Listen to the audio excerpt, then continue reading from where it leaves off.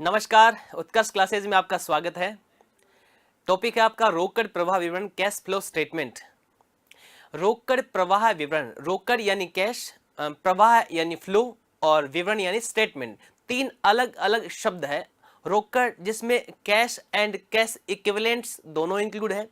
प्रवाह flow, flow दो तरह का होता है, एक तो होता है इनफ्लो और दूसरा होता है आउटफ्लो। इनफ्लो को बोलते हैं अंतर्वाह और आउटफ्लो को बोलते हैं बहिर्वाह। स्टेटमेंट यानी विवरण, एक विवरण होता है, केवल सीधा स्टेटमेंट जिसको हम बोलते हैं, जिसमें कोई डेबिट क्रेडिट नहीं होता है, टू बाई नहीं होता है, उसको हम स्टेटमेंट बोलते हैं। तो तीन शब्द है हमारे पास, रोकड़ यानी कैश, पहला आपका कैश जिसके अंदर कैश एंड कैश इक्विवेलेंट्स दोनों इंक्लूड होते हैं। दूसरा आपके पास शब्द है फ्लो, फ्लो का मतलब होता है प्रवाह है। फ्लो को क्या बोलते हैं अपन? प्रवाह है। ये दो तरह का होता है, एक तो होता है इनफ्लो, इनफ्लो का मतलब होता है अंतर्वाह, अंतर्वाह, और दूसरा होता है आउटफ्लो, आउटफ्लो का मतलब होता है बहिर्वाह, बहिर्वाह, आउटफ्लो होता है बहिर्वाह। ठीक है जी, तो ये फ्लो का मतलब होता है आपका बहिर्वाह। ठीक है, और तीसरा स्टेटमेंट यानी एक विवरण, उसको एक पेपर पे किसी जगह लिखना, उसको अपन बोलते हैं। तो अब इसके अर्थ की मीनिंग की हम बात करें रोकड़ प्रवाह की, तो दो लेखा अवधियों के मदों के मध्य, दो लेखा अवधियों की मदे जो होती है उससे कैश में कितना रोकड़ आया और कितना गया, उनका तुलना करना, ज्ञात करना रोकड़ प्रवाह के अंदर आता है। यानी दो अवधियों की रोकड़ के अंतर्वाह और बहिर्वाह को ज्ञात करना रोकड़ प्रवाह कहलाता है। और इसको जिस किसी पेज पर, किसी पन्ने पर, किसी डायरी में आप लिखते हैं उसको स्टेटमेंट बोलते हैं। तो दो अवधियों के मध्य रोकड़ के आगमन और रोकड़ के बहिर्गमन, आगमन मतलब रोकड़ का आना, बहिर्गमन मतलब रोकड़ का जाना, उसको ज्ञात करना रोकड़ प्रवाह विवरण के अंदर आता है। तो दो लेखा अवधियों के मध्य, यानी अवधि कितनी होनी चाहिए? दो, दो अवधियों के मध्य रोकड़ के आगमन और रोकड़ के बहिर्गमन को ज्ञात करना रोकड़ प्रवाह विवरण कहलाता है, कैश फ्लो स्टेटमेंट कहलाता है। ठीक है, ये तो इसके अर्थ की बात हुई कि रोकड़ का आना, रोकड़ का आगमन और रोकड़ का बहिर्गमन, रोकड़ का जाना कितनी अवधियों के मध्य? दो अवधियों के मध्य, तो हमारा क्या कहलाता है? रोकड़ प्रवाह विवरण कहलाता है। अब हम बात करते हैं इसकी स्पेशल चीजें, जो क्या क्या इसके अंदर रोकड़ प्रवाह विवरण है। इसके अंदर ये किस में है? अकाउंटिंग स्टैंडर्ड 3 के अंदर है, लेखा मानक 3 के अंदर रोकड़ प्रवाह विवरण को बताया गया है, जो जून 1981 के अंदर, जून 91 के अंदर AS3 बना था आपका, जून 91 के अंदर आपका AS3 बना था। इस AS3 के अंदर आपको जो 1 अप्रैल 2000 के अंदर लागू हुआ था, 1 अप्रैल 2000 में संशोधित हुआ था। तो AS3 जून 1981 में जो बना था उसमें रोकड़ प्रवाह के बारे में, कैश फ्लो स्टेटमेंट के बारे में बताया गया है। ठीक है, तो यहां जो आपका कैश फ्लो स्टेटमेंट है, रोकड़ प्रवाह AS3 है, ये कैश फ्लो से रिलेटेड होता है कि कैश कितनी आई कितनी गई, उसको किस तरह से कैलकुलेट किया जाएगा, किन किन मदों को इसमें शामिल किया जाएगा, किन किन मदों को इसमें शामिल नहीं किया जाएगा, ये सारा का सारा किसके अंदर बताया गया? आपका AS3 के अंदर बताया गया, अकाउंटिंग स्टैंडर्ड 3 के अंदर आपको इसको बताया गया है। ठीक है, अब हम बात करते हैं किन किन कंपनियों के लिए लागू होता है, कौन कौन सी कंपनियों के लिए लागू होता है। तो यानी वे कंपनियां जो सूचीबद्ध है, लिस्टेड है। What do you mean by listed? सूचीबद्ध का मतलब क्या होता है? यानी जो सेबी हमारा है, सेबी के अंदर जिन कंपनियों के नाम पते दर्ज है, जो रजिस्टर्ड है, वे कंपनियां तथा वे संस्थाएं, एक तो सेबी के अंदर, दूसरी वे संस्थाएं, ऐसी संस्थाएं तथा वे संस्थाएं जिनका कुल टर्नओवर, वे संस्थाएं जिनका कुल टर्नओवर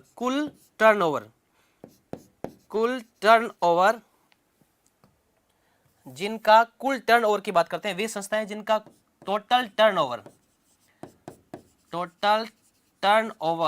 50 करोड़ रुपए से अधिक है, 50 करोड़ रुपए या इससे अधिक है, या इससे अधिक है, उनको ये आपका कैश फ्लो स्टेटमेंट बनाना अनिवार्य होता है। कैश फ्लो स्टेटमेंट जिनको बनाना अनिवार्य होता है। तो नंबर फर्स्ट क्या आता है? अकाउंटिंग स्टैंडर्ड जो जून 1981 के अंदर बना था, जिसको 1 अप्रैल 2000 के अंदर संशोधित किया गया था। पहला आपका दूसरा है सूचीबद्ध कंपनियों के लिए, जो लिस्टेड कंपनी है उसके लिए, और वे संस्थाएं जिनका वार्षिक सालाना टर्नओवर कितना 50 करोड़ रुपए से ज्यादा है, जिनका 50 करोड़ रुपए या इससे अधिक है, उन सभी संस्थाओं को कैश फ्लो स्टेटमेंट बनाना अनिवार्य है। आपको कैश फ्लो स्टेटमेंट बनाना ही पड़ेगा।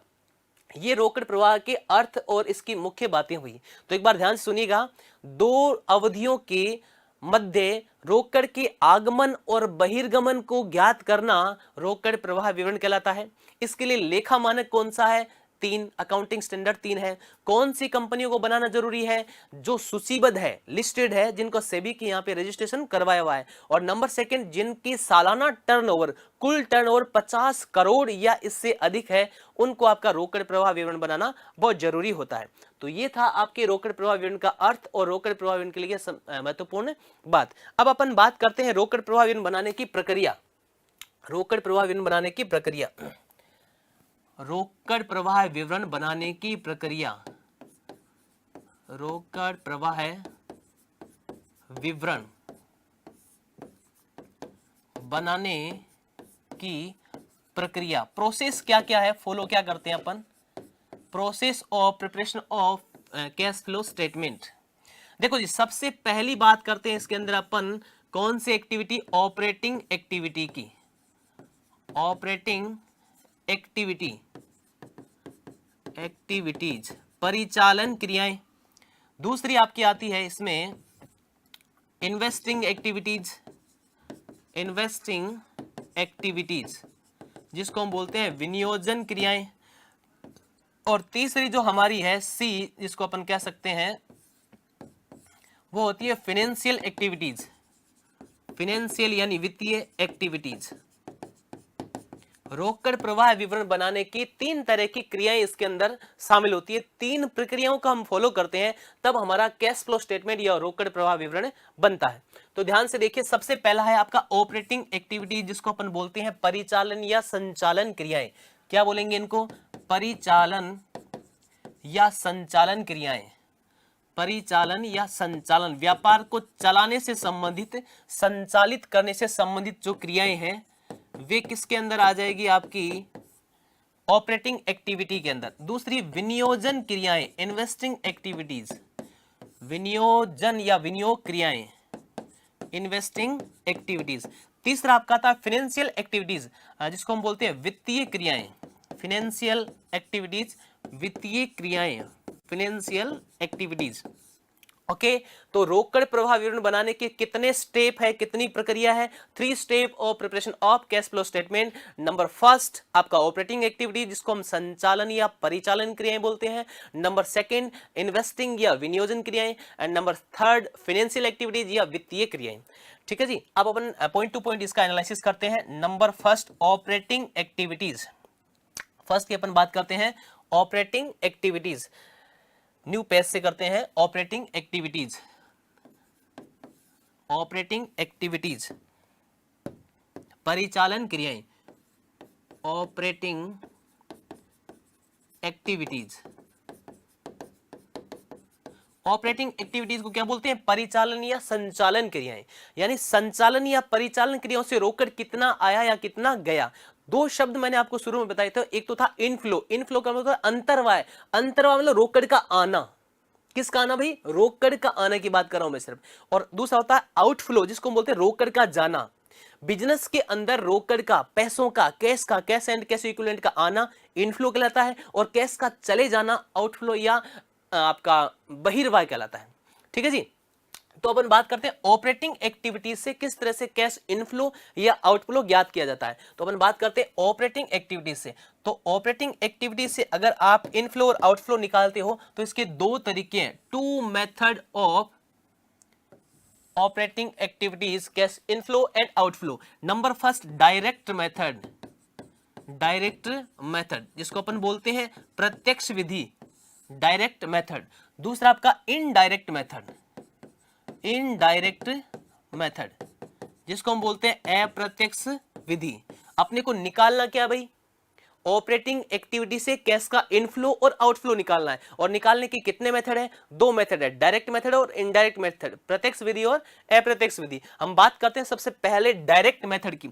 डायरेक्ट मेथड का आपको क्या निकालना है? Inflow. Inflow, what do you mean by inflow? Inflow का मतलब रोकड़ का आना, पैसों का आना, कैश एंड इक्विवेलेंट्स का आना, कैश इनफ्लो। इनफ्लो देखो कैसे कैसे होगा। नंबर फर्स्ट स्टेप की बात करते हैं, कैश सेल्स। अगर बिजनेसमैन नगद माल बेचेगा तो ऑपरेटिंग एक्टिविटीज से डायरेक्ट मेथड से कैश का इनफ्लो होगा। Number second, receipt. रिसिप्ट जितनी भी प्राप्तियां हैं, या कलेक्शन रिसिप्ट कह सकते हैं, collection receipt, collection receipt. Collection receipt का मतलब जितनी भी प्राप्तियां आप संग्रहण कर रहे हो, कैसे? डेटर से अगर आपको रिसीव हो रहा है, कस्टमर से आपको रिसीव हो रहा है, क्या रिसीव हो रहा है? कैश की बात कर रहा हूं मैं, कैश रिसीव हो रहा है, तो वो इसमें इंक्लूड करते हैं। And number third, other receipt. अन्य कोई प्राप्ति हो रही है आपके पास, अदर रिसिप्ट हो रही है, और जो ऑपरेटिंग एक्टिविटी से रिलेटेड है उसको अपन इंक्लूड करते हैं डायरेक्ट मेथड से कैश के इनफ्लो में। इनफ्लो का मतलब अंतर्वाह, रोकड़ का आना। दूसरा आपका आउटफ्लो। इनफ्लो होगा तो आउटफ्लो भी होगा। जब अगर आपको इनफ्लो अच्छे से समझ में आ गया तो आउटफ्लो अपने आप आ जाएगा। कैसे? आपने देखा था इधर कैश सेल्स है तो इधर क्या हो जाएगा? Cash purchase. अगर आप कैश परचेज करोगे तो आपके पास कैश का क्या हो जाएगा जी? आउटफ्लो हो जाएगा, कैश का आउटफ्लो हो जाएगा। दूसरा, अगर आप पेमेंट करते हो, पेमेंट टू क्रेडिटर या सप्लायर, पेमेंट टू क्रेडिटर या सप्लायर, अगर क्रेडिटर या सप्लायर को पेमेंट करते हो तो वो कैश का क्या हो जाएगा? आउटफ्लो हो जाएगा। और अदर पेमेंट या टैक्स पेड, इसके अंदर टैक्स पेड इंक्लूड करते हैं, टैक्स पेड या अदर पेमेंट, तो वो आउटफ्लो के अंदर आ जाता है। तो आपका ऑपरेटिंग एक्टिविटी से cash flow from operating activities यानी परिचालन क्रियाओं से रोकड़ प्रवाह ज्ञात करना है तो कितने मेथड? दो मेथड। फर्स्ट कौन सा? Direct method. डायरेक्ट मेथड का तरीका क्या होगा? इनफ्लो और आउटफ्लो निकालना। इनफ्लो में क्या होगा? कैश सेल्स, कलेक्शन रिसिप्ट और आपका अदर रिसिप्ट, ये तो इनफ्लो में हो जाएगा, यानी कैश आएगी इन साधनों से। दूसरा आउटफ्लो, कैश जाएगी किन साधनों से? कैश परचेज करोगे, पैसा चला जाएगा। क्रेडिटर या सप्लायर को पेमेंट करोगे, पैसा चलाएगा। टैक्स पेड करोगे या अदर कोई एक्सपेंसेस पेड करते हो जो ऑपरेटिंग एक्टिविटी से रिलेटेड है, वो क्या हो जाएगा? आपका आउटफ्लो के अंदर आ जाएगा। ये कौन सा तरीका था भाई? डायरेक्ट मेथड से ऑपरेटिंग एक्टिविटीज निकालना हमने सीख लिया। दूसरा है इनडायरेक्ट मेथड। इनडायरेक्ट मेथड से किस तरह से कैलकुलेट करते हैं, देखिए ध्यान से। नेट प्रॉफिट सबसे पहले लिखा जाता है इसमें, net profit before tax and extra ordinary item, extra ordinary item. सबसे पहले क्या लिखना आपको?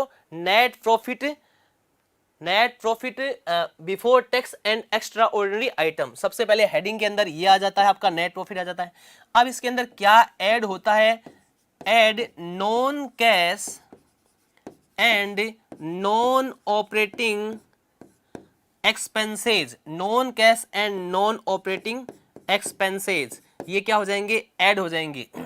ठीक है, non cash and non operating expenses क्या हो जाते हैं? ऐड हो जाते हैं। इसमें क्या क्या इंक्लूड करते हैं? जैसे आपका डेप्रिसिएशन है, डेप्रिसिएशन ऑन फिक्स्ड एसेट्स है, ये non cash and non operating expenses आपका होता है डेप्रिसिएशन। दूसरा अपन हम बात करें तो आपका loss on sale of fixed assets, loss on sale of fixed assets, जिसको नॉन करंट असेट्स भी बोलते हैं, NCA, non current assets. Fixed assets का नाम नॉन करंट असेट्स। या फिर आपका investment, loss on sale of fixed assets या इन्वेस्टमेंट। और क्या क्या इंक्लूड करते हैं इसमें? अगर आपने ट्रांसफर टू रिजर्व है, रिजर्व में ट्रांसफर किया है, ट्रांसफर टू रिजर्व, तो इसमें इंक्लूड करते हैं। एंड नेक्स्ट इसमें इंक्लूड करते हैं आपका, अगर आपने प्रोपोज डिविडेंड है आपका, है ना, प्रोपोज डिविडेंड, प्रस्तावित लाभांश, प्रपोज्ड डिविडेंड, प्रस्तावित लाभांश भी इसी के अंदर इंक्लूड करते हैं। और प्रोविजन फॉर, जितने भी प्रोविजन है इसमें इंक्लूड करेंगे। Provision for tax, provision for tax इसमें इंक्लूड करेंगे। Non cash and non operating item के अंदर इंक्लूड करेंगे। उसके बाद में ये सारे आइटम लिख दिए जाते हैं, ये सारे आइटम क्या कर दिए जाएंगे, ऐड कर दिए जाएंगे। फिर इनमें से माइनस इन सबको जोड़ देंगे, इनको जोड़ने के बाद में इसमें से किया जाएगा लेस, माइनस किया जाएगा non cash and non operating, non cash and non operating income, non cash and non operating income. विग इनकम जो नॉन कैश और नॉन ऑपरेटिंग है, इसमें क्या क्या इंक्लूड होगा, एक तो आपका इंक्लूड हो जाएगा जो यहाँ पे देखो ना, जैसे loss on sale of fixed assets, तो यहाँ पे आ जाएगा profit on sale of fixed assets, profit on sale of fixed assets या नॉन करंट एसेट्स और इन्वेस्टमेंट, ये दोनों इसके अंदर आ जाते हैं। Profit on sale of fixed assets इसके अंदर आ जाता है, ठीक है जी। और डिविडेंड कोई रिसीव होता है तो इसके अंदर आ जाता है, और रिजर्व रिटर्न बैक होता है तो इसके अंदर आ जाता है। तो ये चीजें इसमें से क्या कर दी जाती है, माइनस कर दी जाती है।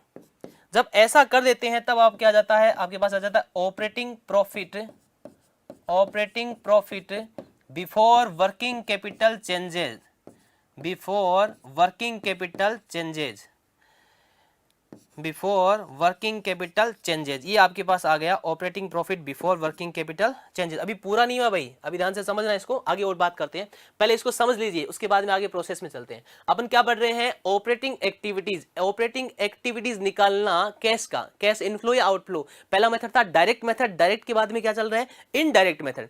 इनडायरेक्ट मेथड के अंदर सबसे पहले अपन क्या करते हैं, लिखते हैं नेट प्रॉफिट कि फर्म ने कितना पैसा कमाया, नेट प्रॉफिट कितना कमाया, तो उसको लिख दिया जाता है। अगर नेट लॉस होता तो वो माइनस में लिखा जाता है, ब्रैकेट में लिख दिया जाता है। उसमें ऐड किया गया जाता है non cash and non operating item, add किया जाता है। ऐड क्या करेंगे, non cash and non operating item. What do you mean by non cash and non operating item, यानी ऐसे खर्चे जो आपने P&L अकाउंट के डेबिट में लिख रखे हैं और वो नॉन कैश है, गैर नगद है, जैसे डेप्रिसिएशन, किसी को पेमेंट नहीं देते हैं, नॉन कैश आइटम है। और नॉन ऑपरेटिंग जो व्यापार के संचालन से, परिचालन से संबंधित नहीं है, जैसे loss on sale of non current assets, यानी फिक्स्ड एसेट्स अगर आप कोई बेचते हो उससे लॉस होता है तो व्यापार के संचालन का काम नहीं है ना। इन्वेस्टमेंट है, रिजर्व सरप्लस कर रहे हो आप, ट्रांसफर कर रहे हो, प्रपोज डिविडेंड है, प्रोविजन फॉर टैक्स है, यानी जो व्यापार के संचालन से, व्यापार को चलाने से संबंधित नहीं होते हैं उनको non cash and non operating expenses बोलते हैं, जो प्रॉफिट एंड लॉस अकाउंट के डेबिट साइड में जिसको अपन मेंशन करते हैं। तो उन सबको क्या कर दिया जाएगा, ऐड कर दिया जाएगा। किस में ऐड कर दिया जाएगा, नेट प्रॉफिट में। नेट प्रॉफिट में अंदर ऐड कर देंगे non cash and non operating expenses को। और non cash and non operating expenses अगर ऐड करते हैं तो लेस क्या करेंगे, non cash and non operating income. और non cash and non operating income में मोस्टली ध्यान रखना है profit on sale of fixed assets या इन्वेस्टमेंट, ये आता है आपका। डिविडेंड कोई रिसीव होता है तो वो आ जाता है, और आपका इन्वेस्टमेंट अगर profit on sale of investment है तो वो आ जाता है। और उसके बाद में आपके पास जो आएगा वो आ जाएगा operating profit.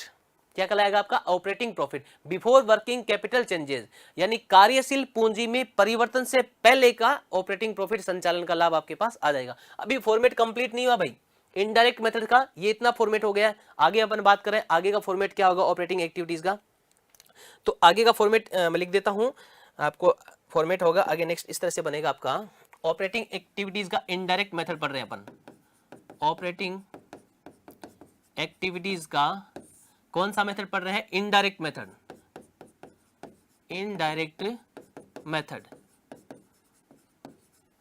Indirect method. Indirect method में कहां तक पहुंच गए, सबसे पहले नेट प्रॉफिट, नेट प्रॉफिट के बाद में ऐड कर दिया non cash and non operating item. थोड़ा सा लिख देता हूं बेटर रहेगा। सबसे पहले क्या लिखते हैं, net profit, net profit before tax and extra ordinary expenses, और यहां पे इसकी अमाउंट फिट होती है। फिर ऐड होता है non cash and non operating expenses, जिसको अभी अभी मैंने एक्सप्लेन कर दिया आपको अच्छे से। इन दोनों को ऐड करने के बाद में क्या क्या आइटम होते हैं आपको मैंने पीछे वाले पेज में शो कर दिया है। फिर non cash and non operating income, ठीक है, ये यहां पे आपके पास हो गया। अब क्या करना है, अब जो आता है वो होता है आपका ऑपरेटिंग प्रॉफिट। ये मैंने आपको समझाया था, ऑपरेटिंग प्रॉफिट तक पहुंच गए थे अपन। Operating profit before working capital, WC मतलब वर्किंग कैपिटल चेंजेज, यहां तक पहुंच गए थे अपन, वर्किंग कैपिटल चेंजेज यहां तक की बात कर ली थी हमने, वर्किंग कैपिटल चेंजेज यहां तक पहुंच गए थे अपन, ठीक है जी। तो देखिएगा ध्यान से, operating profit before working capital changes तक अपन पहुंच गए थे, यहां तक अपन ने समझ लिया था कि non cash and non operating में क्या आता है, non cash and non operating income में क्या आता है, एक्सपेंसेस में क्या आता है। अब हम बात करते हैं इसमें ऐड और क्या किया जाएगा, ऐड किया जाता है इसमें डिक्रीज इन सीए, सीए का मतलब यहां पे current assets, and increase in CL, CL का मतलब current liability, decrease in CA and increase in CL, इसमें क्या कर दिया जाता है, ऐड कर दिया जाता है। किस में ऐड कर दिया जाता है, ऑपरेटिंग प्रॉफिट में। लेकिन ध्यान दीजिएगा इसके अंदर except cash and cash equivalent, cash and cash equivalents, cash and cash equivalents की कोई आइटम है तो उसको छोड़ दिया जाता है। करंट असेट्स के अंदर कैश है और कैश इक्विवेलेंट की कोई भी आइटम है तो उसको हम क्या कर देंगे, छोड़ देंगे, ठीक है। बाकी सबको ऐड कर देंगे, लेस, इसमें से लेस किया जाता है। इसका इंक्रीज का ठीक अपोजिट क्या हो जाता है, डिक्रीज का ठीक opposite increase, increase in current assets CA and decrease in current liability, increase in current assets and decrease in current liability को क्या कर दिया जाता है, इसमें से माइनस कर दिया जाता है। ये एडलेस की प्रोसेस होती है। इधर जो प्लस माइनस आता है उसको शो कर देते हैं। अब जो आता है वो आता है कैश जनरेटेड फ्रॉम ऑपरेशन, ठीक है, कैश जनरेटेड फ्रॉम ऑपरेशन, यानी ये सारा काम करने से जो कैश जनरेट हुआ है उसको अपन लिख देते हैं, इसमें से लेस कर देते हैं tax paid, less tax paid, आपने करंट ईयर में कितना टैक्स पेड किया है। अगर आपने वहां पे अगर इसको माइनस कर दिया ना लेस में, तो वापस नहीं करना है, non cash and non operating के अंदर इनकम के अंदर उधर आपने माइनस कर दिया तो एक ही जगह करना है, बार बार नहीं करना है। यहां पे फिर आप टैक्स पेड के बाद में लिखेंगे, यहां जो आएगा वो आ जाएगा cash flow from operating activities,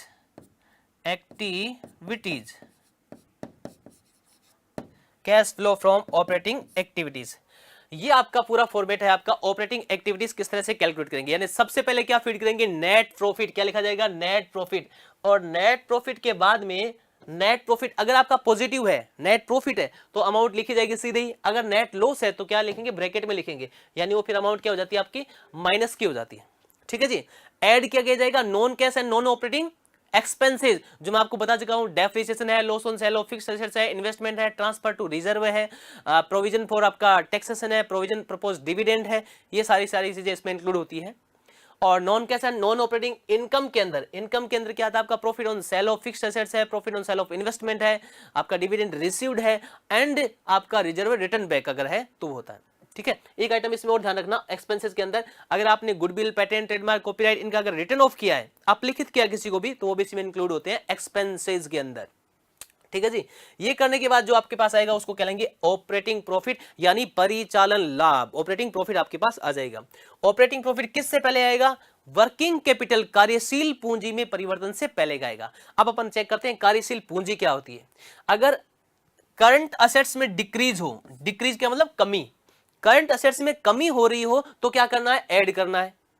और करंट लायबिलिटीज में क्या हो रही हो, वृद्धि हो रही हो, करंट लायबिलिटीज में क्या हो रही हो, वृद्धि हो रही है, तो उसको क्या करना है, लेस करना है, सॉरी ऐड करना है। ध्यान दीजिएगा, डिक्रीज किस में होना चाहिए, करंट असेट्स में ऐड करना है, और इंक्रीज किस में होना चाहिए, करंट लायबिलिटीज में क्या करना है, ऐड करना है, ठीक है। उसके बाद में इसमें छोड़ना क्या है, except cash and cash equivalent. अगर कैश का बैलेंस दे रखा है, बैंक का बैलेंस दे रखा है, शॉर्ट टर्म इन्वेस्टमेंट का बैलेंस दे रखा है, मार्केटेबल सिक्योरिटीज का बैलेंस दे रखा है, उसको इंक्लूड नहीं करना है। ये कैश और कैश इक्विवेलेंट होते हैं, इनको इंक्लूड नहीं करना है, इनको छोड़ देना है। फिर लेस क्या करेंगे, इंक्रीज इन करंट असेट्स, अगर करंट असेट्स में इंक्रीज हो रहा है तो उसको माइनस करना है, और डिक्रीज हो रहा है करंट लायबिलिटीज में तो उसको भी क्या करना है, माइनस करना है। फिर जो आएगा उसको कहेंगे कैश जनरेटेड फ्रॉम ऑपरेशन, ये जो कैश जनरेट हुआ है परिचालन क्रियाओं से रोकड़ उत्पन्न, ये कैश जनरेटेड फ्रॉम ऑपरेशन हो गया। इसमें से माइनस कर देंगे टैक्स पेड, तो आ जाएगा cash flow from operating activities. Operating activities से कितना कैश का फ्लो हुआ है वो आपके पास पूरा का पूरा आ जाएगा। समझ में आ गया आपको ऑपरेटिंग एक्टिविटीज। एक छोटा सा क्वेश्चन समझा देता हूं, देखिए ध्यान से। आपको दे दिया नेट प्रॉफिट, एक क्वेश्चन देख रहे हैं अपन, क्वेश्चन, ठीक है जी। आपको दे दिया sales net profit, net profit दे दिया आपको 20,000 रुपए नेट प्रॉफिट दे दिया। फिर आपको दे दिया डिक्रीज इन डेटर, डेटर के अंदर क्या हो रही है, डिक्रीज हो रही है, आपको दे दिया अमाउंट इसकी 3,000 रुपए। फिर आपको दे दिया इंक्रीज इन क्रेडिटर, क्रेडिटर में इंक्रीज हो रही है, आपको दे दिया 2,000 रुपए। और आपको कहता है कि cash flow from operating activities निकालो, cash flow from operating activities calculate कीजिए, ये आपको क्वेश्चन दे देता है। तो सॉल्व कैसे करेंगे, देखो जी, सबसे पहले लिखेंगे net profit before tax and extra ordinary item ₹20,000, add किया जाता है non cash and non operating expenses और इनकम, सॉरी एक्सपेंसेस को तो ऐड करते हैं और इनकम को लेस करते हैं, दोनों ही नहीं है ना, तो आपके पास डायरेक्ट ऑपरेटिंग प्रॉफिट यही होगा। अब आपको करना है डिक्रीज इन सीए, तो डेटर आपको पता होना चाहिए, डेटर क्या होता है, सीए होता है, करंट असेट्स होता है। इसमें अगर डिक्रीज है तो क्या करना है, ऐड करना है, डिक्रीज इन सीए को क्या करना है, ऐड करना है, तो ऐड कर देंगे डिक्रीज इन डेटर, डेटर क्या होती है, करंट असेट्स होती है, और इसमें डिक्रीज हो रहा है तो क्या करना है, ऐड करना है, ये लो जी, इसको कर देंगे ऐड। और क्या ऐड करना होता है, अगर लायबिलिटी में क्या होता है, इंक्रीज होता है तो उसको भी ऐड करते हैं। तो क्रेडिटर हमारी क्या है, करंट लायबिलिटी है, इसमें क्या हो रहा है, इंक्रीज हो रहा है, तो इसको भी क्या करना है, ऐड करना है, तो ऐड इंक्रीज इन क्रेडिटर, कितना 2,000, टोटल कर देंगे, कितना आ जाएगा 25,000, यह आ जाएगा cash flow from operating activities, operating activities से कैश फ्लो कितना आ जाएगा, 25,000 रुपए आ जाएगा। समझ में आ गया, ध्यान से देख लीजिएगा, net profit 20,000, decrease in debtor और increase in creditor. Net profit सबसे पहले लिखना है, non cash and non operating, ना तो एक्सपेंसेस है ना इनकम है, तो उनको छोड़ देंगे, डायरेक्ट ऑपरेटिंग प्रॉफिट यही होगा आपका।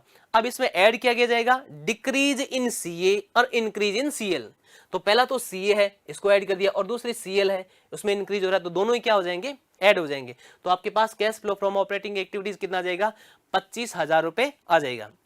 आई होप आपको ऑपरेटिंग एक्टिविटी अच्छे से समझ में आ गई होगी। नेक्स्ट एक्टिविटी की बात करें अपन, दूसरी जो एक्टिविटी है उसका नाम है इन्वेस्टिंग एक्टिविटीज।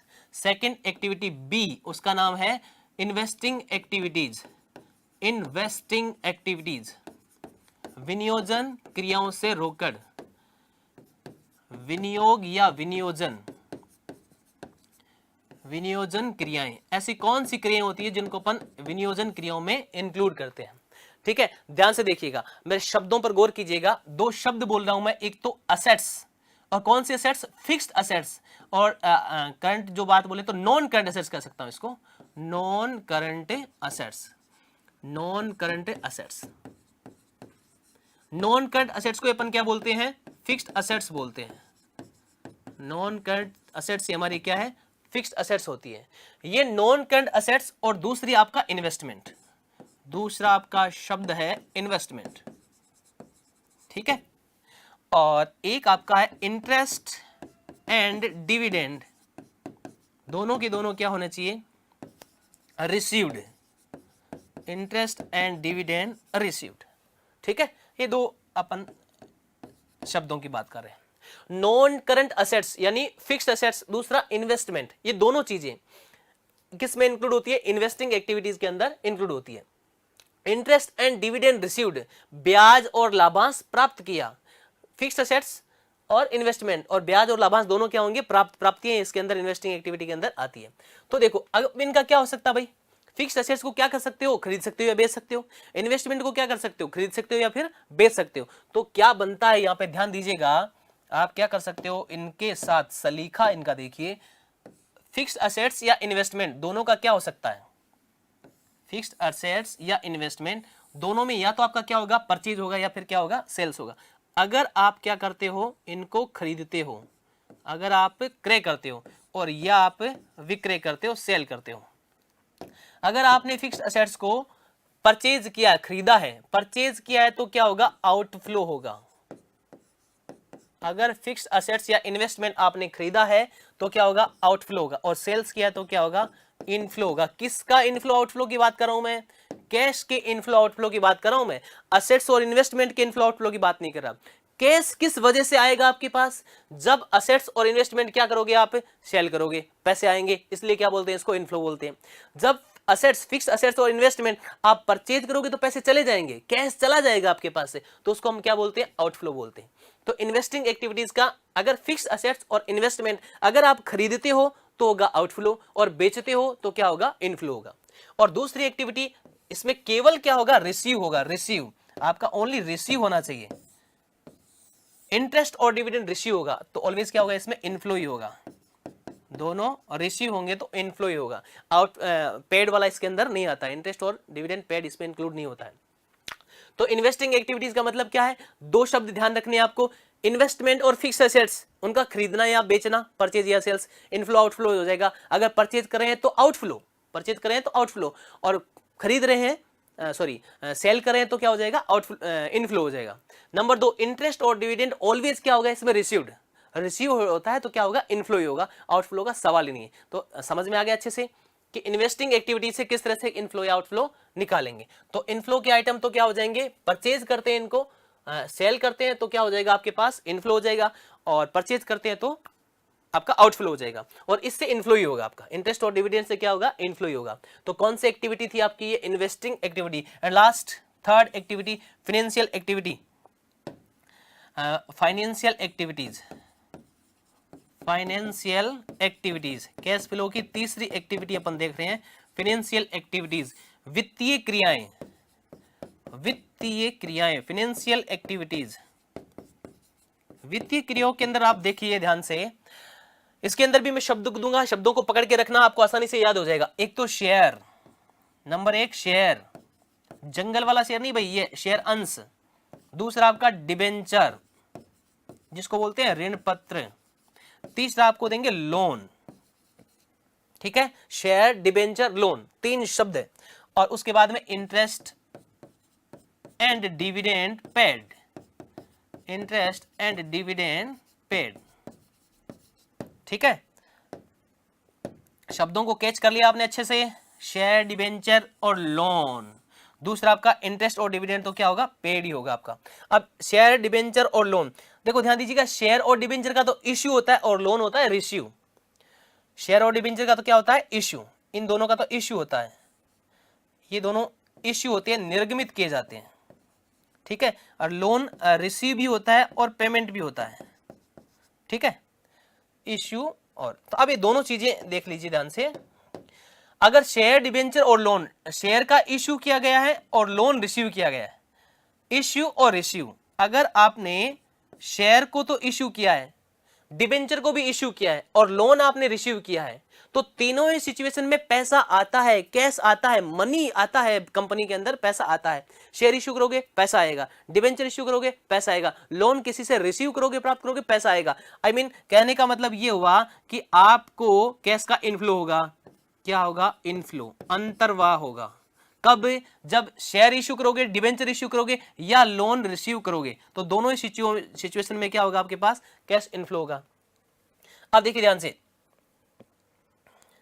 अगर आपका शेयर जो होता है उसमें केवल प्रेफरेंस शेयर का और डिबेंचर में रिडम्पशन, तो प्रेफरेंस शेयर और डिबेंचर दोनों का अगर रिडम्पशन करते हो और लोन का पेमेंट करते हो, यानी लोन का तो क्या होगा? पेमेंट, लोन का तो पेमेंट होगा, और डिबेंचर का क्या होगा? रिडम्पशन। डिबेंचर का रिडम्पशन, रिडम्पशन का मतलब क्या होता है? पुनः भुगतान करना। तो लोन का पेमेंट करना, रीपेमेंट करना, लोन का पेमेंट और एक रिडम्पशन, इन दोनों को अगर आप लोन पेमेंट करते हो और शेयर, प्रेफरेंस शेयर और आपका डिबेंचर का रिडम्पशन करते हो, तो पैसा जाएगा, और पैसा जाएगा तो क्या हो जाएगा भाई? कैश का आउटफ्लो हो जाएगा। समझ में आ गई बात? कैश का क्या हो जाएगा? आउटफ्लो हो जाएगा। और इंटरेस्ट और डिविडेंड हमेशा क्या होता है? पेड होता है इसके अंदर, तो क्या होगा? आउटफ्लो ही होगा, आउटफ्लो ही होगा। तो ध्यान से देखिएगा, इन्वेस्टिंग एक्टिविटीज के अंदर अगर असेट्स, फिक्स असेट्स और इन्वेस्टमेंट खरीदा है तो होगा आउटफ्लो, और बेचा है तो होगा इनफ्लो। और इंटरेस्ट और डिविडेंड रिसीव्ड किस एक्टिविटी में? इन्वेस्टिंग एक्टिविटीज में, और ऑलवेज क्या होगा इसमें? इनफ्लो ही होगा।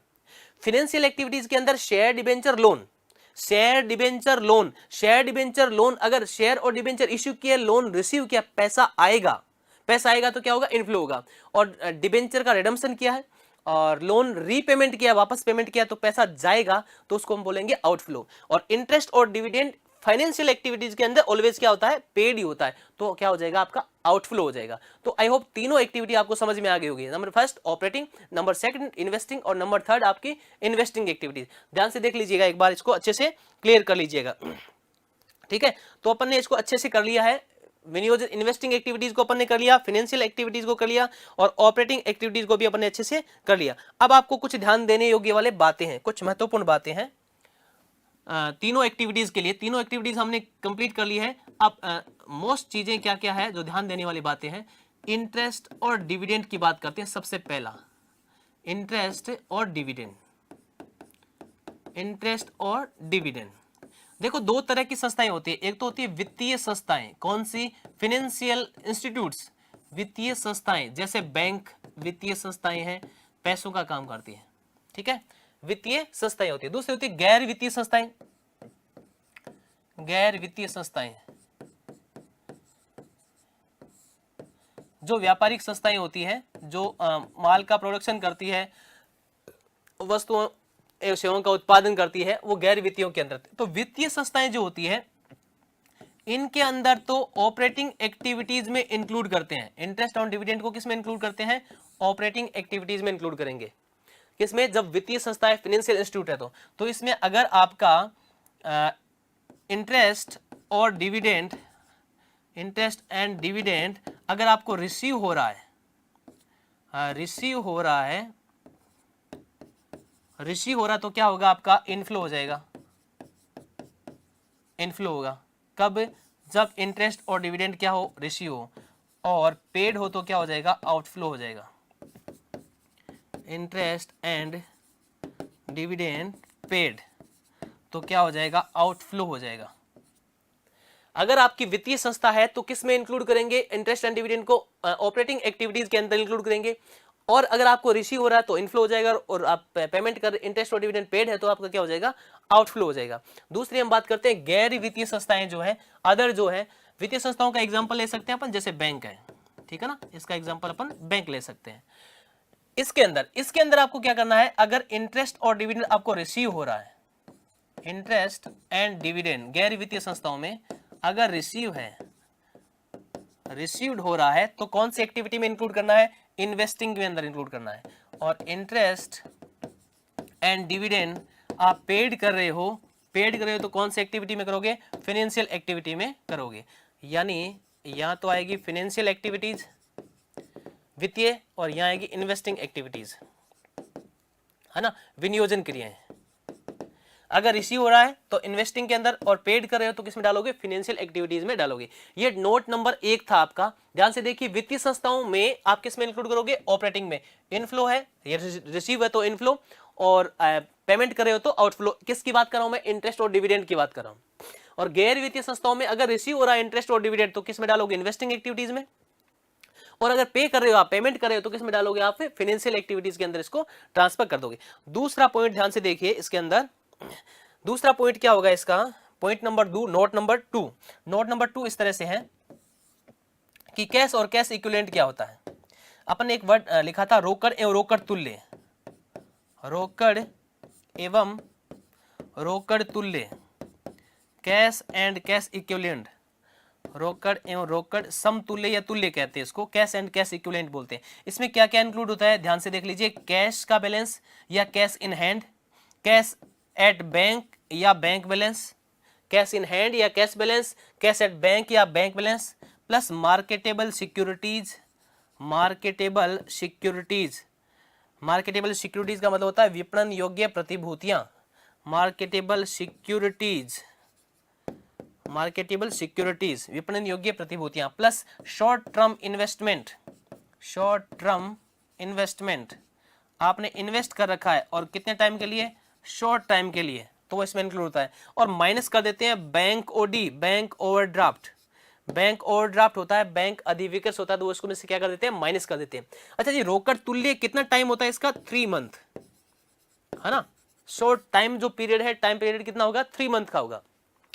तो रोकड़ एवं रोकड़ तुल्य, कैश एंड कैश इक्विवेलेंट, जिनको फटाफट कैश में कन्वर्ट किया जा सके, जस्ट कैश में कन्वर्ट किया जा सके और विद इन कितना 3 मंथ के अंदर जिसको कैश में कन्वर्ट कर सके, उसको रोकड़ एवं रोकड़ समतुल्य बोलते हैं। वेरी इंपॉर्टेंट है, इसको ध्यान से देखना, ठीक है।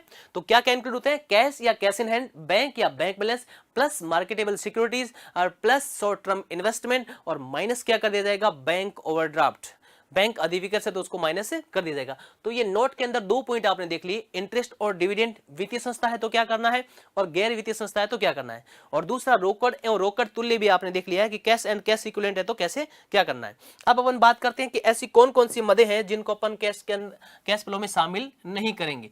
तो नोट में पढ़ रहे थे अपन ने, 2 नोट पढ़ लिए थे, तीसरा अपन बात करते हैं कि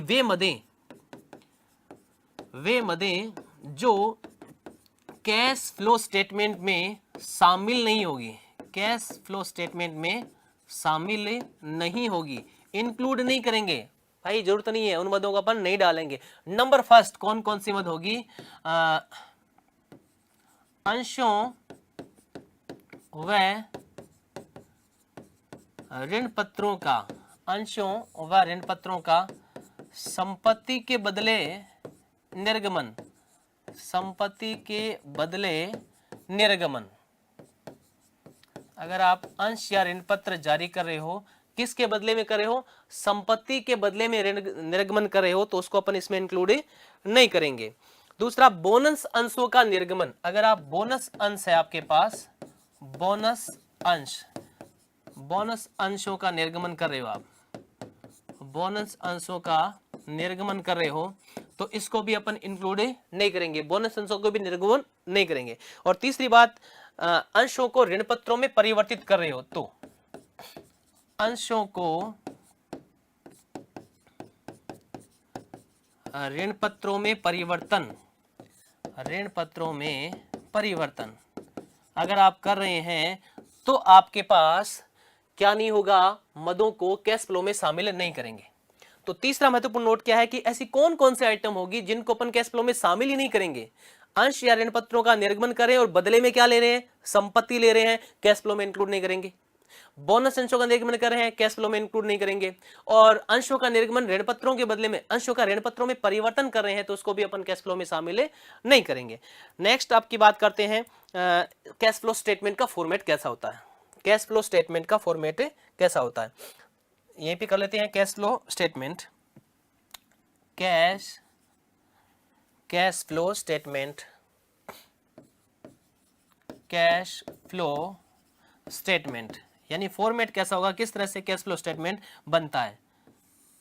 इस तरह से कैश फ्लो अपन शॉर्ट में पढ़ रहे हैं क्योंकि अपन ने पूरी एक्टिविटीज डिटेल से कर ली है, तो यहाँ पे पूरे केवल शॉर्ट एंड स्वीट नाम आएंगे। पहला cash flow from operating activities, ठीक है जी, या फीड कर देंगे उसकी amount. B cash flow from investing activities, amount आ जाएगी। And third cash flow from financial activities, कौन सी एक्टिविटी भाई, financial activities, cash flow from financial activities, इसको भी इसमें इंक्लूड कर देंगे। इन तीनों को जब ऐड करते हैं तो देखेंगे नेट इंक्रीज डिक्रीज कितना आ गया, नेट इंक्रीज या डिक्रीज आ जाएगा तीनों को ऐड लेस करने से, नेट इंक्रीज या decrease from cash and cash equivalents. भाई इन तीनों का टोटल करने से अगर अमाउंट आपकी प्लस की आती है तो नेट इंक्रीज बोलेंगे और माइनस की आती है तो नेट डिक्रीज बोलेंगे, नेट इंक्रीज या decrease from cash and cash equivalents, ठीक है। अब इसमें ऐड किया जाएगा, ऐड किया जाएगा cash and cash equivalents, cash and cash equivalents का मतलब क्या होता है, रोकड़ एवं रोकड़ समतुल्य। कौन सा बैलेंस भाई, ओपनिंग बैलेंस, ओपनिंग बैलेंस को क्या कर देंगे, ऐड कर देंगे तो अपने आप क्लोजिंग बैलेंस आ जाएगा, अपने आप कौन सा बैलेंस आ जाएगा, क्लोजिंग बैलेंस आ जाएगा, closing balance of cash and cash equivalents अपने आप आ जाएगा। कैश इक्विवेलेंट्स का अपने आप आ जाएगा बैलेंसिंग फिगर से। बैलेंसिंग फिगर का मतलब यहाँ पे क्या होगा, टोटल करेंगे ना इन दोनों का, इसका और इसका टोटल करेंगे, इसको और इसको दोनों को जोड़ेंगे ना, तो अपने आप जो आएगा वो कौन सा बैलेंस आ जाएगा आपके पास, cash closing balance of cash and cash equivalent आ जाएगा। ध्यान दीजिएगा, कैश फ्लो स्टेटमेंट को शॉर्ट एंड स्वीट में कैसे बोलेंगे। Number first, cash flow from operating activities, जो अपने डिटेल से पढ़ ली थी, जिसके दो मेथड होते हैं, डायरेक्ट और इनडायरेक्ट। दूसरा आपका इन्वेस्टिंग एक्टिविटीज, उसको भी हमने कर लिया है। तीसरा फाइनेंशियल एक्टिविटीज, तीनों से आपका कैश का इनफ्लो रहा या आउटफ्लो रहा। अगर इनफ्लो रहा तो अमाउंट यहाँ पे प्लस की रहेगी, आउटफ्लो रहा तो कैश अमाउंट यहाँ पे माइनस की रहेगी। तीनों को जब निकालेंगे तो आपके पास आएगा नेट इंक्रीज या नेट डिक्रीज। नेट इंक्रीज जब तीनों का प्लस माइनस करने से प्लस का रहता है तो नेट इंक्रीज, और माइनस रहता है तो नेट डिक्रीज रहेगा। इसमें ऐड कर देंगे कैश एंड कैश इक्विवेलेंट का ओपनिंग बैलेंस, तो अपने आप क्लोजिंग बैलेंस आ जाएगा। इस तरह से कैश फ्लो स्टेटमेंट बनाया जाता है, तैयार किया जाता है। आई होप आपको कैश फ्लो स्टेटमेंट बनाना समझ में आ गया होगा। अब दो फॉर्मेट इसके बहुत महत्वपूर्ण है, उनको भी पढ़ लेते हैं। एक तो आपका प्रोविजन फॉर टैक्स और दूसरा फिक्स असेट्स का।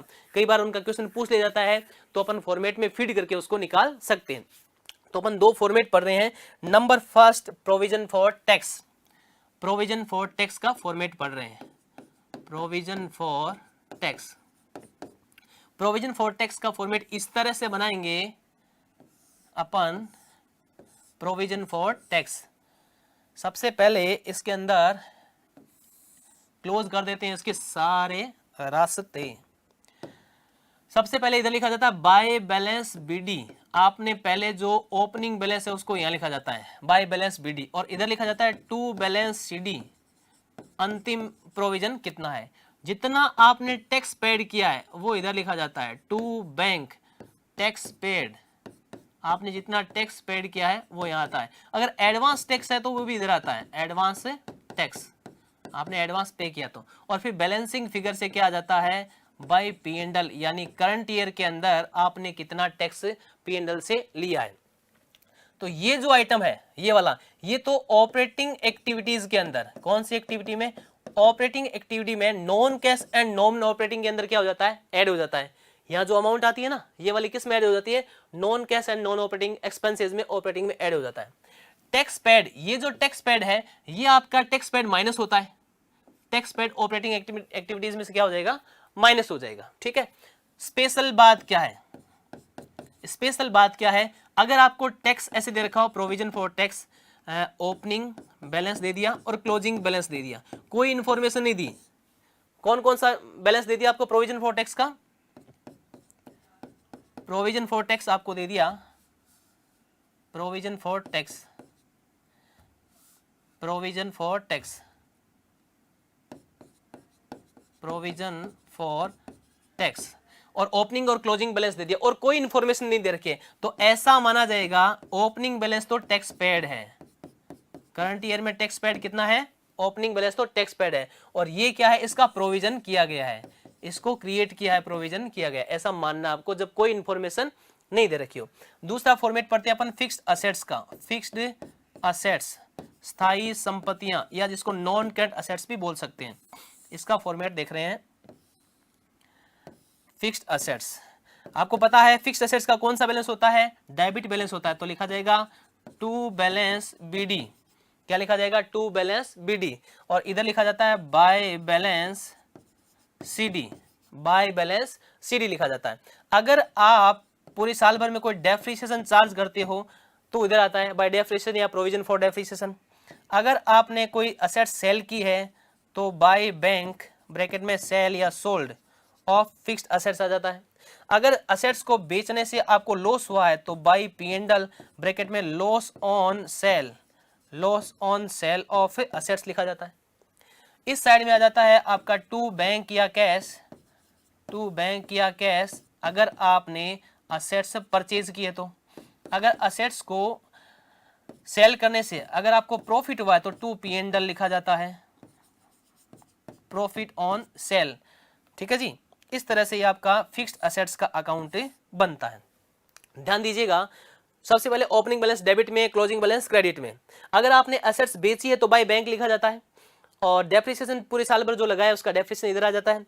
और बेचने से अगर प्रॉफिट हुआ है, सॉरी लॉस हुआ है तो क्या लिखा जाएगा बाय P&L ब्रैकेट में लॉस ऑन सेल, और प्रॉफिट होता है थ्रू P&L ब्रैकेट में profit on sale of fixed assets लिख दिया जाता है। ये डेफिनेशन कहा जाता है ऑपरेटिंग एक्टिविटीज के अंदर। ऑपरेटिंग एक्टिविटीज में non cash and non operating में क्या हो जाता है, ऐड हो जाता है।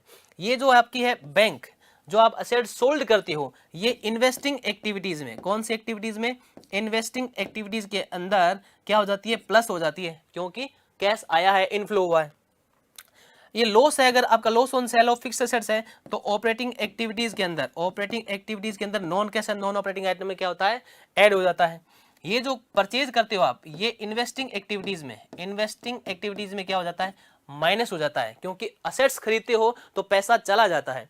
प्रॉफिट हो रहा है आपको सेल ऑफ फिक्स्ड एसेट्स, तो ऑपरेटिंग एक्टिविटीज में, ऑपरेटिंग एक्टिविटीज में क्या हो जाएगा, माइनस हो जाएगा, ये non cash and non operating expenses के अंदर। तो इस तरह से प्रोविजन फॉर टैक्स और फिक्स असेट्स भी अगर आपको कोई इंफॉर्मेशन नहीं दे रखी हो तो आप कैलकुलेट कर सकते हो, निकाल सकते हो, अच्छे से इसको क्लियर कर सकते हो। ठीक है, ये था आपका कैश फ्लो स्टेटमेंट का बड़ा ही इंटरेस्टिंग और रुचिकर टॉपिक, बहुत अच्छा, एक बार क्वेश्चन कई बार पूछ लिया जाता है इससे संबंधित। अब अपन थोड़ा सा पढ़ लेते हैं कि कैश फ्लो और फंड फ्लो में रिलेशन क्या है, कि कब कॉस्ट भी बनता है, फंड फ्लो भी होता है, थोड़ा सा जरूरी है जानने के लिए। तो फंड फ्लो और कैश फ्लो का रिलेशन देख लेते हैं कि फंड फ्लो कब होगा और कैश फ्लो कब होगा। एक डायग्राम देखिए ध्यान से आप, कि करंट असेट्स है और नॉन करंट असेट्स है, और इधर है करंट लायबिलिटीज और नॉन करंट लायबिलिटीज। तो करंट असेट्स और नॉन करंट असेट्स के बीच में ट्रांजैक्शन होगा तो आपके पास क्या होगा, फंड फ्लो होगा। यस का मतलब फंड फ्लो होगा। और करंट लायबिलिटी और नॉन करंट लायबिलिटी के बीच में है तो आपका फंड फ्लो होगा। और अगर नॉन करंट लायबिलिटी और करंट लायबिलिटी के बीच में है तो फंड फ्लो होगा। ये ध्यान से देखिए, करंट असेट्स और करंट लायबिलिटी, करंट असेट्स और करंट लायबिलिटी, अगर करंट लायबिलिटीज और करंट असेट्स के बीच में है तो फंड फ्लो नहीं होगा, no fund flow. Same situation इधर, नॉन करंट असेट्स और नॉन करंट लायबिलिटीज है तो no fund flow, fund flow इसमें नहीं होगा। और नोट ध्यान से देखिएगा कि अगर फंड फ्लो होता है तो कैश फ्लो होगा ही होगा, 100% होगा। अगर फंड फ्लो होता है तो कैश फ्लो 100% होगा ही होगा, लेकिन कैश फ्लो होने पर फंड फ्लो होना जरूरी नहीं है। कैश फ्लो अगर हो तो फंड फ्लो होना जरूरी नहीं है, लेकिन फंड फ्लो हो रहा है तो कैश फ्लो 100% होगा ही होगा। ठीक है जी, तो ये आपको ध्यान से समझ लेना है कि कब फंड फ्लो होता है, कब कैश फ्लो होता है, कब फंड फ्लो और कैश फ्लो दोनों होता है। ऑलराइट, समझ में आ गया। तो ये हमारा कैश फ्लो स्टेटमेंट का चैप्टर था। आई होप आप सभी को अच्छे से समझ में आ गया होगा। आप सभी को वेरी वेरी थैंक यू।